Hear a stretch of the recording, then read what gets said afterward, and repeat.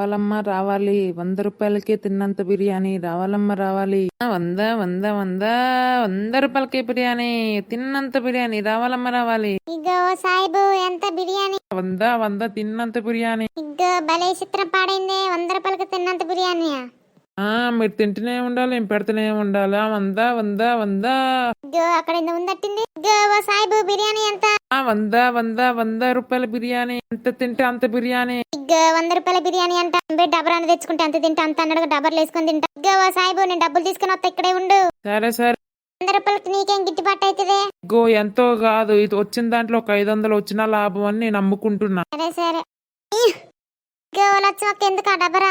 100 రూపాయలు కదా అంటేనేమో బిర్యానీ అంత తింటా అంత అన్న డబ్బర్లు వేసుకుపోదానని నేను వస్తుంటిని.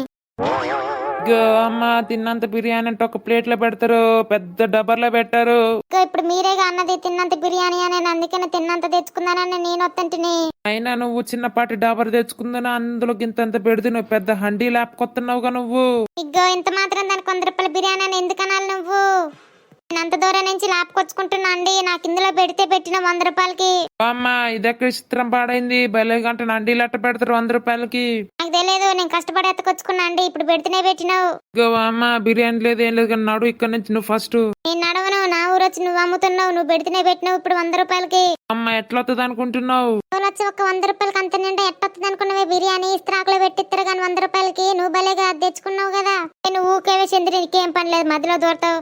ఇగో సాయిబు పెడితేనే పెట్టినావు. ఇప్పుడు 100 రూపాయలు దాని నిండా తీసపోయి ఏం చేస్తావు లచ్చవక్క, ఉన్నది ఒకదానివే నాయ నువ్వు. ముందు నా బిడ్డలు పంపిస్తే నా కొడుకులు పంపిస్తే మిగతా ఫ్రిడ్జ్ లో పెట్టుకుంటే రేపు ఎల్లుండి తింటా.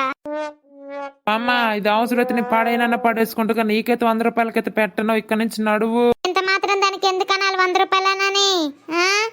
బొర్ర ఒకటి వేసుకొని 100 రూపాయలు రాండి రాండి రాండి అని మాట్లాడినావు. అమ్మ తల్లి నీకు ఒక దండం పెడతాను, మీ ఊరు రానుక నేను వెళ్ళిపోతాను. పోతే పోయినగా నాకు గిన్నెచ్చిపో, నాకు 100 రూపాయలకి నేను ఊరుకోను, ఏం కొట్టుడు పడతా. గిన్నె లేదు ఏం లేదు, ఇక్కడ నుంచి నడువు. సాయిబు ఏంటిది అది. బిర్యానీ అమ్మ 100 రూపాయలకి బిర్యానీ తిన్నంత బిర్యానీ. తింటా అంత పెడతావా. పెడతా. సరే నేను ఇంటికి పోయి పెద్ద క్యారేజ్ తెచ్చుకుంటా ఉండు ఇక్కడ. ఓ అమ్మ క్యారేజ్ కాదు, ఒక ప్లేట్ లో ఇస్త్రాకులో పెడతారు అంతే, క్యారేజ్లల్లా డబర్లల్లా పెట్టరు. అమ్మ ఏ ఊర్రా నాయన అనవసరంగా వచ్చిందట్టినేరా ఈ ఊరికి. పోతున్నాలమ్మా. పో లచ్చవక్క, నీకు 100 రూపాయలు దాని నుండి ఎట్ట పెడతారు అనుకుంటున్నావే. ఓ చంద్రి నీకు ఒకటి తెలియదు, సచిన కోళ్ళని రాకు వచ్చిన కోళ్ళని మరి ఏం మాసం పెడతారో తెలియదు, సచిన మాసం కూడా పెట్టొచ్చు. కానీ ఇప్పుడు ఆయన 100 రూపాయలకి దాని నుండి పెడితే ఏం చేస్తా చంద్రక్క. ఏముంది తింటా, మనిషి అన్న తర్వాతకి ఎప్పుడైనా చచ్చేదేగా, ఏముంది గాడ. దీనికి ఇప్పుడు 100 రూపాయలకి ఇయ్యలేదని బాధ. సచిన కోళ్ళు కదా పాడు కదా, బిల్లు పిలిచి మాట్లాడుతుంది. సో దోస్తులు చూసిండ్రు కదా, ఎట్లా అనిపించింది, మంచిగా అనిపించిందా. ఆ వీడియో మీకు నచ్చినట్లయితే లైక్ చేయండి, షేర్ చేయండి, కామెంట్ చేసుకోండి. ఇలాంటి మరిన్ని వీడియోల కోసం సబ్స్క్రైబ్ చేసుకోండి. రేపటి వీడియోలో కలుద్దాం, అంతవరకు సెలవు, బాయ్ బాయ్.